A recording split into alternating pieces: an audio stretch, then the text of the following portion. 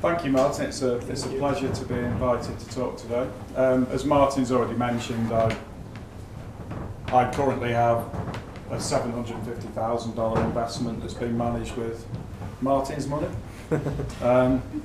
If you look at the actually invested strategies, most of them actually earning positive returns in real life. I think that's a function of the large data sample that goes into the backtesting engine of Quantiacs. Competitor models tend to have really short windows with intraday data. I think that can lead to more overfitting than daily data with a longer history.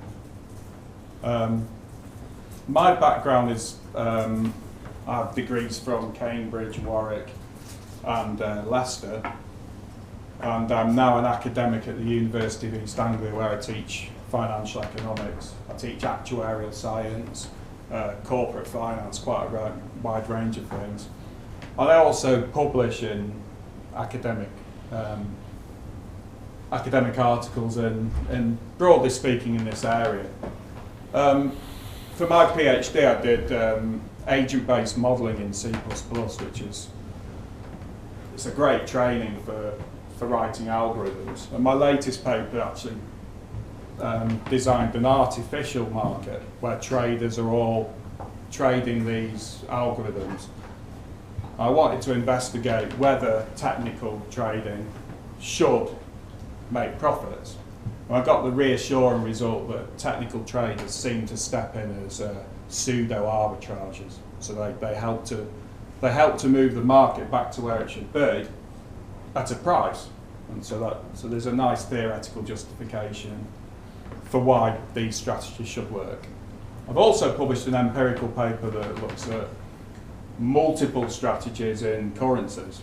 So somebody that's got a basket of 10,000 rules, how do you gather the statistical significance of cherry picking the best one?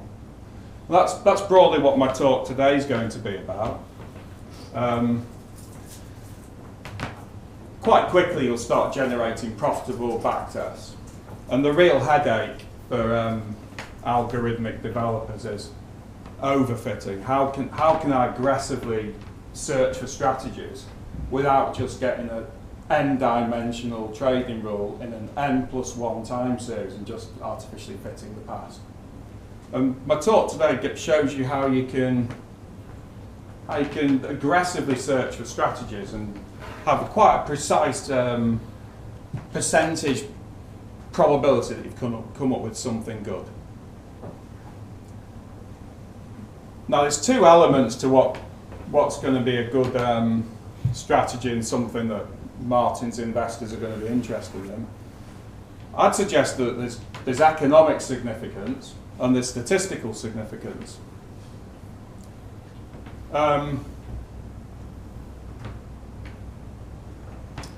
Then what I like about Quantiacs system is this idea of a trading strategy being reduced to a series of numbers rather than a chart with trailing stops and head and shoulders patterns and all the rest of it.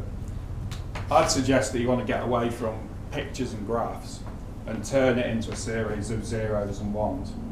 Once you turn a trading strategy into a series of 0 and 1s, that opens the door to machine learning and the way computers think about it. Too many psychological biases with chart reading and trailing stops and that kind of stuff. Then I'll give a real life example that's available on Quantiacs website. A 100-day ES momentum example. AQR Asset Management have a series of papers on time series momentum, and I think in their academic papers they show a Sharpe ratio of 1.8 over a large period of time. So the big players are using quite simple but effective rules in this manner. Finally, then once we've looked at this nice trading strategy, I'll move on to statistical significance. What is the chance that we've just come across something that's just pure chance? So first of all, economic significance. This isn't the bulk of the talk, but there's two sides to it. You can, in terms of economic significance, you probably want to talk about risk-adjusted returns and diversification. Diversification with respect to what your potential investors are already holding. The Quantiacs system is very much based on risk-adjusted returns, so you don't have a bias for having a high volatility strategy, a low volatility strategy. Someone who invests in palladium doesn't have an advantage over someone who invests in the 10-year note. It's all about risk-adjusted returns. This general rule of thumb can tell you whether your strategy is going to be any use to an existing investor's portfolio. Roughly, if your standalone Sharpe ratio, say you've invented something that gives you 0.8, if your standalone Sharpe ratio is greater than the existing investor's portfolio multiplied by the correlation between your strategy's returns and the investor's returns, then it's probably worth adding to that investor's portfolio. So when you're struggling along with algorithms, it's worth bearing in mind that if you've got a long-short strategy that hasn't got an amazing Sharpe ratio, that could still be quite a useful strategy for someone who's got a 60-40 bond equity traditional portfolio. So that's economic significance. Statistical significance is this worry that you'll get into when you've tested 100 rules. How can I be sure that monkeys tossing coins couldn't have got that result? And it is a big problem. So this is one of these famous parables. If you have enough monkeys in a room and they've got typewriters, what's the probability that one of them will accidentally rewrite the works of Shakespeare? And this is kind of the methodology I use to test whether a trading strategy is likely to have any significance. Lots of the academic papers will test the null hypothesis that the returns are zero against the alternative that the returns are positive. And that's quite favourable. It makes the strategy look good. You really want to gather how well could I have done versus a buy and hold or a random strategy. Looking at the two in combination, statistical and economic significance, it's possible to have something that's statistically significant but not economically significant. Something that's got a low Sharpe ratio but is 99% likely to be bigger than zero is of no use in the real world. So that's statistically significant but not economically significant. Similarly, if you've got a strategy on a single asset of 0.4, but the buy and hold is 0.5 before trading costs, that's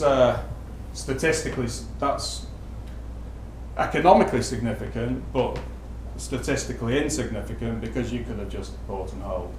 So it's the two pieces that you need to get together. So what is a trading strategy?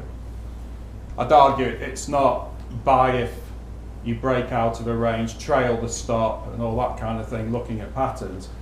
In reality, it's either a 1 or a 0. And if you get more advanced, it's a number between 0 and 1 on a continuous scale. Any strategy can be normalised between 0 and 1 if you want to make it, say, into a Markovitz mean variance strategy. But starting off with 1s and 0s opens up this big universe of evolutionary algorithms. So let's start off with a long-only strategy. We'll give a trading signal of 1 for buy and a 0 for stay out of the market. This is actually hard. It's actually harder to come up with something that's statistically significant for long bias strategies because the buy and hold tends to do well. The advantage of something that has a -1 for sure is that the chances of monkeys on typewriters coming up with something good is lower. But just to illustrate the point, let's start with 1 for buy and 0 for out of the market. Many technical systems can be set up like this. simple moving averages. I think the one that's got the $750,000 is in part a moving average system. I looked at the code and it's about 4 lines. So it doesn't have to be complicated. Channel breakouts, that's the famous Richard Dennis Turtle system. Again, 80s through till late 90s. People off the street doing PhDs became multimillionaires. Seems to still work. Filter rules are bouncing back after a succession of downs, or bouncing back downwards after a succession of rises. In the paper I did in the Journal of Asset Management, lots of these things work quite nicely.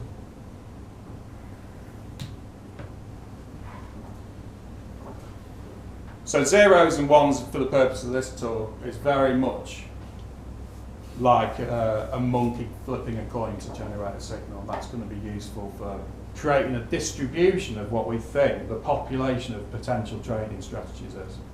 So if you've got a time series of 7,000 days, which is about 25 years, you could do a series of coin tosses for each day, and that's a hypothetical trading strategy.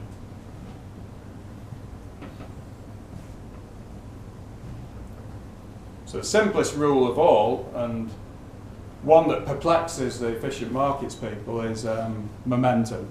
Buying things that have gone up, selling things that goes down. It's a persistent cross-asset effect that sustains across time. 2 types of momentum. Cross-sectional momentum is where each day you'll look at the whole universe of futures or stocks and buy, say, the 10% and fund that purchase by selling the bottom 10%. And time series momentum is where you look at the asset in isolation and buy if the asset's gone up and sell if the asset's gone down. So you'll be able to follow along this example and generate your own Monte Carlo simulations. So to make these tutorials work, you'll need to download the Quantiacs toolbox, change the path to Quantiacs toolbox. Once you're inside that, as long as your directory's got these key scripts like run, ts, and optimize. So the files I've prepared are called ES Bootstrap, ES Momentum, and ES Bootstrap Caller. A bootstrap is a kind of simulation where you try and estimate what the distribution of a statistic is. In this example today, I'm going to be trying to estimate what is the distribution of the Sharpe ratio of potential strategies. So here's the code for ES Bootstrap then. So very similar to what Martin's shown you. What I've done is I've removed every future apart from ES, the S&P 500, the E-mini S&P 500. I've set the look back to 260 days. And what I've done, which isn't good practice before you submit your final algorithm, I've set slippage to 0 because at this point we're trying to identify an anomaly, some characteristic of the price series that looks interesting. More technically, if we set slippage to say 0.05, unless the slippage of the monkeys flipping coins is the same as your strategy, you've got a risk that the portfolio turnover might be higher for the monkeys than your own strategy. So you'll be biasing yourself to saying your strategy is good. It doesn't mean you can't do it, but what you need to model in your experiment is the average turnover of the monkeys and the average turnover of yours, and try. So you might have a monkey tossing a coin every 10 days to make it have to calibrate the transactions cost to be the same as the average holding period of yours. But I'd suggest it's just simple to start off with 0 to identify the anomaly. So the bootstrapping is all about being creative with experiments. So you're trying to give yourself reassurance that you've come up with a good algorithm.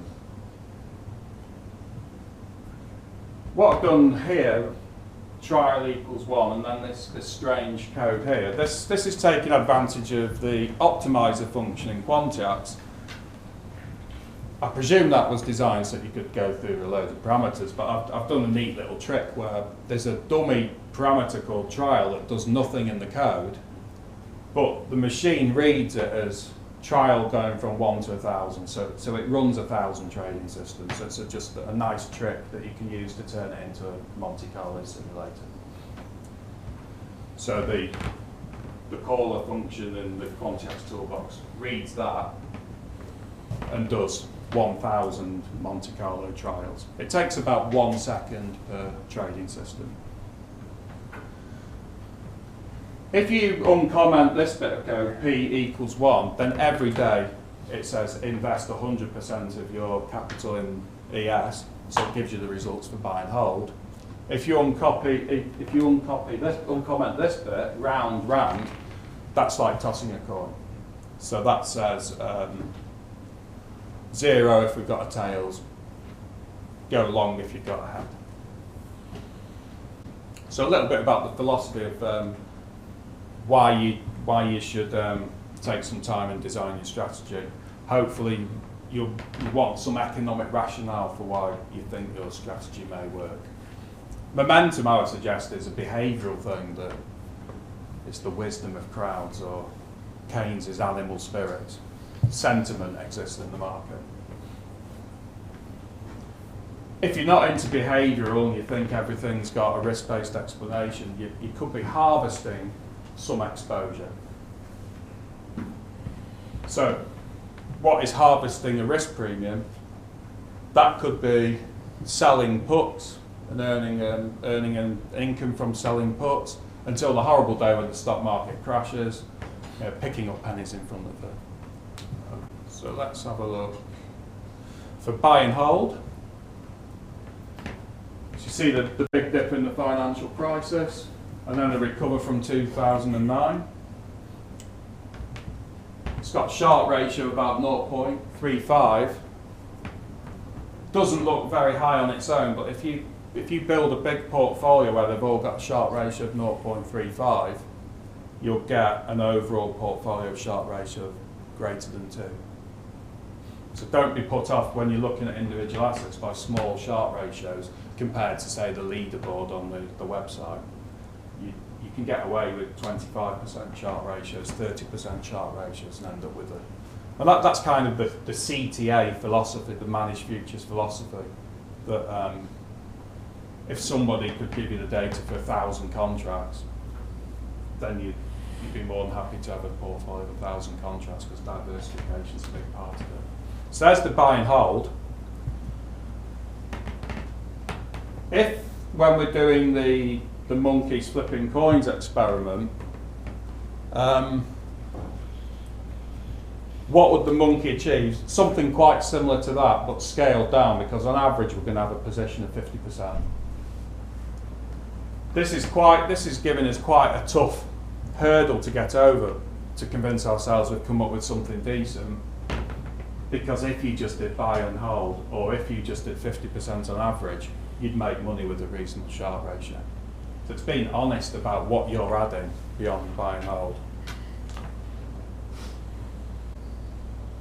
So the 100-day momentum strategy, you might be quite shocked at how many lines you need, about 3 lines.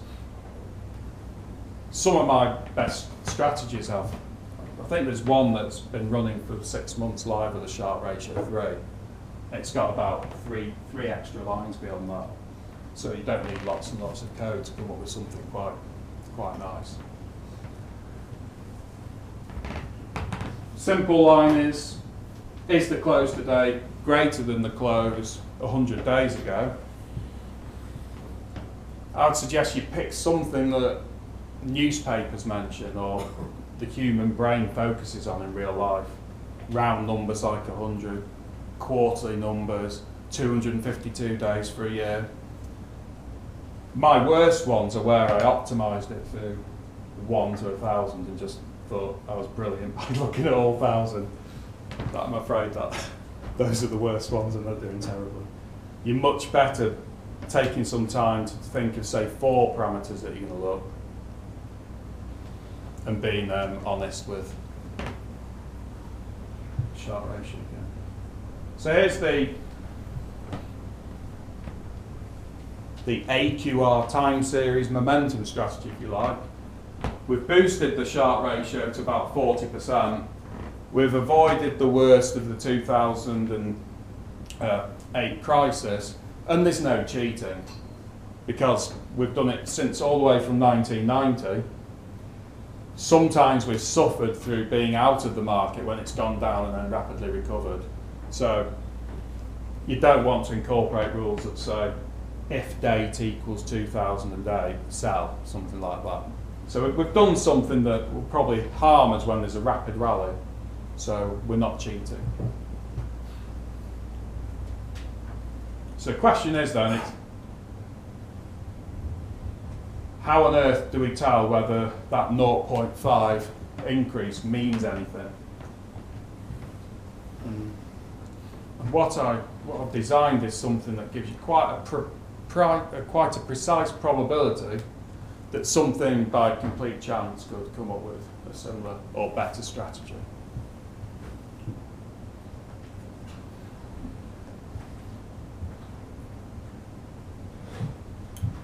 So to run the Monte Carlo simulation, re-comment the p equals 1 and uncomment the coin toss. And then this line enables Quantiacs to go through 7,000 days of back tests, collect the Sharp ratio, and then do that for 1,000 random strategies. It's automatically, I'm not sure what it does for Python, but for MATLAB it automatically collects it all in a data frame along with other statistics like transaction costs, how many days you were long, etc. So, very simple. Out is a MATLAB data frame, or what is it, dictionaries in Python. Optimize is something Martin's designed. Then I tell it to draw a histogram once it's finished the exercise of out.sharp. So it's out is an object, and dot is the typical object operator. You can do lots of out dot things. And then I've just added a title to the graph. You get this nice histogram that shows you our estimate of the distribution of Sharp ratios. What we're trying to get is an estimate of this hypothetical population of algorithmic trading systems. So if you change the 1,000 number to 10,000, a million, you get more and more close to what we believe the universe of coin tossing strategies is. And what we want is our strategy to be somewhere over here, because if we've got something with a 0.6, the chances that someone could have done that by just pressing F9 in Excel and changing the ones to zeros is pretty slim. If you do the p's to minus 1 rather than 0, it actually becomes easier because this whole curve moves to the left because you're no longer benefiting from the long-term uptrend in the ES, that reward for taking risk in the ES, the equity risk premium. So it's actually quite difficult to come up with something good for a long-only strategy or a long-range. Then I've added this bit of code that says p-value, which will be familiar to people who've done classical statistics, sum all the sharps that are greater than 0.3920. That's basically saying how many strategies out of 1,000 has the coin tossing managed to do as well or better than. And for this example, it's a p-value of 0.1530. Classical statistics has these arbitrary barriers like 10%, 5% and 1%. But I'd suggest that as we're combining it with economic significance tests, And as we're not trying to prove beyond all kind of doubt that we've got something useful, in practical terms, you'll probably say a p-value of 30% or 25% means you've got something promising. The classical barriers are trying to convince people that you've rejected some kind of hypothesis beyond reasonable doubt. So that's not bad, 0.1530.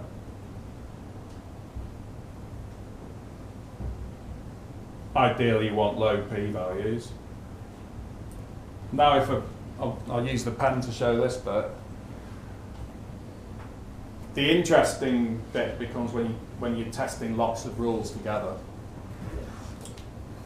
What you need to do, what would the monkey do if the monkey was testing two strategies?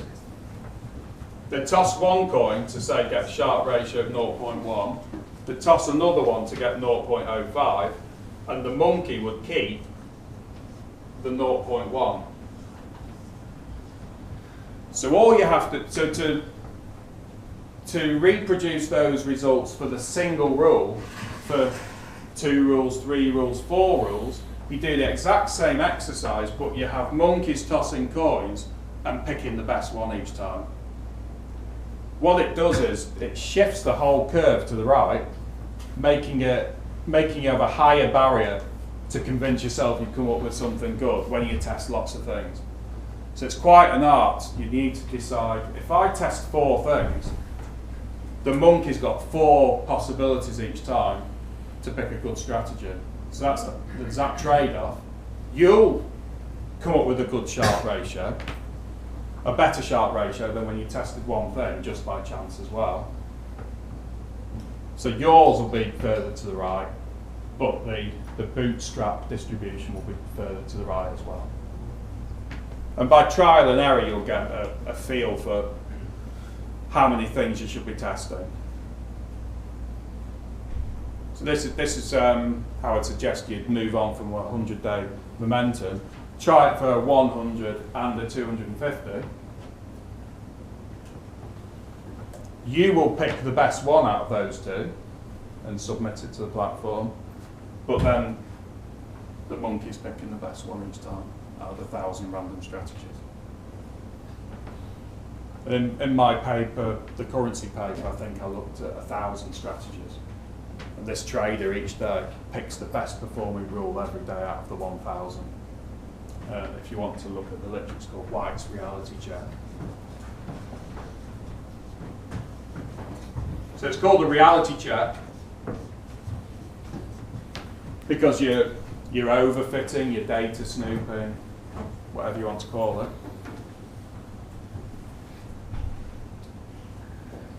And you can even adapt the methodology for out-of-sample testing. So here's how you do what a monkey would do for reserving the 2 years data. Because in real life, everyone doesn't really reserve the 2 years data and use it once. They use it time and time again. So what you do is the monkey does the coin toss. The monkey also keeps 2 years spare. And then the monkey gets a realised Sharpe ratio, if you like. So it gets, my one's 0.2. Then he's slightly disappointed that it's degraded and out of sample. And then if you try and recreate what effectively you're doing when you reserve 2 years out of data, out of sample, again, you've got a reality check of what you're really doing. And you'll get a distribution of going through this process of data mining, testing it on the out-of-sample data, and you'll have a curve against which you can test it. And it makes it harder to come up with a good strategy.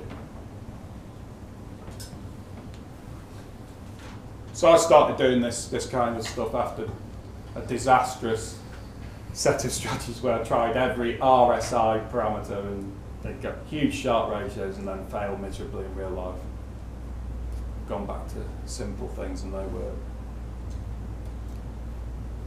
So if you want to go on to more advanced things other than 1s and 0s, you can do numbers between 0 and 1. Or you can regenerate the time series. Try and maintain the correlation structure in the time series and test your rule on artificial time series. So when you're doing options or something like that, you have this cloud of time series, don't you? You take the average. That's the alternative to flipping coins, is that you keep the same rule but you test it on artificial time series. Okay, thanks very much for your attention. I've enjoyed it.